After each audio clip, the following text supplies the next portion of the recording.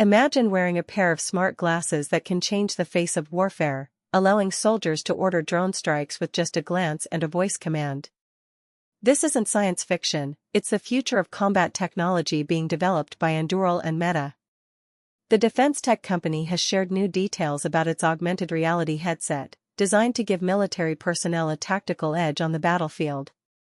Quay Barnett, a vice president at Anduril and former Army Special Operations Command officer, is leading the charge. He envisions a future where soldiers can seamlessly access critical information, track targets, and even call in airstrikes with ease. The headset uses eye tracking and voice commands to navigate its interface, making it a game-changer for troops in the field. But what does this mean for the future of warfare? Anduril and Meta are pushing the boundaries of what's possible with augmented reality. Want to stay up to date on the latest advancements in tech and defense?